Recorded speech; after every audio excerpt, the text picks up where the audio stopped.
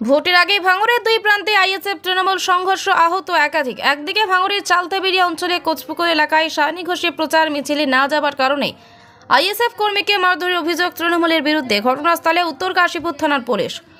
অন্যদিকে ভগবানপুর অঞ্চলের জিরানগাছা এলাকায় তৃণমূল কর্মীকে মারধর করার অভিযোগ। আহত তৃণমূল কর্মীকে দেখতে জিরানগাছা প্রাথমিক স্বাস্থ্য কেন্দ্রে আসেন ভাঙড় 2 নম্বর ব্লক পঞ্চায়েত সমিতির সদস্য খায়রুল ইসলাম।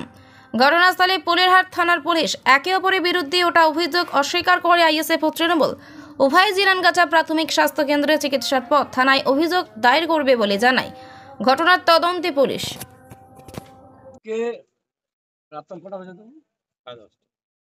10:30 বাজে আমাদের এই নসিম ভাই প্রজেক্টে ডিউটি দেয়, গরিব মানুষ ডিউটিতে খায়, আরো 8-10 জন ডিউটিতে খায়। হঠাৎ আইএসএফ এর দুষ্কৃতীরা আর সিপিএম এর দুষ্কৃতা বোম মেশিন নিয়ে বোম্বিং করতে করতে নসিম ভাইকে তাড়া দেয়। নসিম ভাই জীবনের প্রাণের ভয়ে পালিয়ে যায়। নসিম ভাইকে না পাওয়ার কারণে নসিম ভাই ওর বাড়িতে ছিলেন। ওর বাড়িতে গিয়ে বাড়িতে মহিলাদের অকথ্য ভাষায় গালাগালাজ করা এবং মহিলাদের হাত ধরে টানা, এবং ইসলাম বলে নসিম ভাই ছোট ভাই আছে, তাকে ধরে বেধড়ক মারধর করেছে। কেন মারধর? দেখুন, সেটা তো ওনাদের কাছে জিজ্ঞাসা করতে হবে। আমরা কোনো অশান্তি চাই না, আমরা শান্তির বাতাবরণ দেওয়ার জন্য, আমরা শান্তিভাবে, সামনে ইলেকশন, ওনাদের পায়ের তলা থেকে মাটি সরে যাচ্ছে। ভাঙড়ের আইএসএফ বলে আর কিছু থাকবে না এই ভয়ে, আশঙ্কায়। এবং সিপিএম তো আতস কাজটা দেখতে হচ্ছে। আইএসএফ আর সিপিএম মিলে এই নক্করজনক ঘটনা একটা ফ্যামিলির বাড়িতে গিয়ে রাত তখন 10:30 বাজে অত্যাচার চালিয়েছে। এই যে দুদিন পরেই ভোট, তার আগে এই যে এলাকা উত্তপ্ত হচ্ছে, ভোট কি সুস্থভাবে হবে বলে মনে করছেন?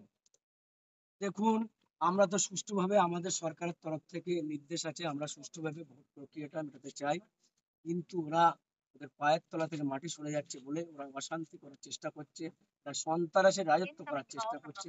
যাই হোক, আইএসএফ এর বন্ধুদের বলবো, সিপিএম এর বন্ধুদের বলবো, আমরা টিএমসি পার্টি করি। আমাদের হুমকি, মারধর, কত মারবে, কত বোম আসবে, কত গুলি করবে করুক, কিন্তু আমরা ভোটের মাধ্যমে ওদের যোগ্য জবাব আমরা দেব, এবং তার রেজাল্ট 4 তারিখে বুঝতে পারবে ওরা কি কাজ করেছেন, কি কাজ করবেন।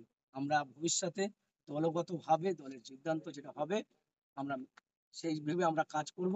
এবং এখন আমরা প্রশাসনকে যে দ্বারস্থ হয়েছি, প্রশাসনের আইনের উপরে আস্থা আছে, আমরা আইনে যাব, আইনে আমরা ট্রিটমেন্ট করেছি, আমরা কেসটা যাব, কেসে যেটা প্রশাসন যেটা ভালো বুঝবে। কজন আহত হয়েছে আপনাদের? আমাদের আহত মূলত নসিম ভাই তো পালিয়েছিলেন, আর হচ্ছে ইসলাম বলে একটা ছেলে হয়েছে, ওর বাড়িতে গিয়ে মারধর করেছে। ওর ফ্যামিলিকে আহত হয়েছে কি এখন খোঁজ খবর নিতে পারলাম না।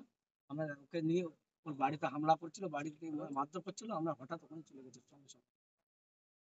নাম? জি, আপনার নাম? আমার নাম মোহাম্মদ খায়রুল ইসলাম।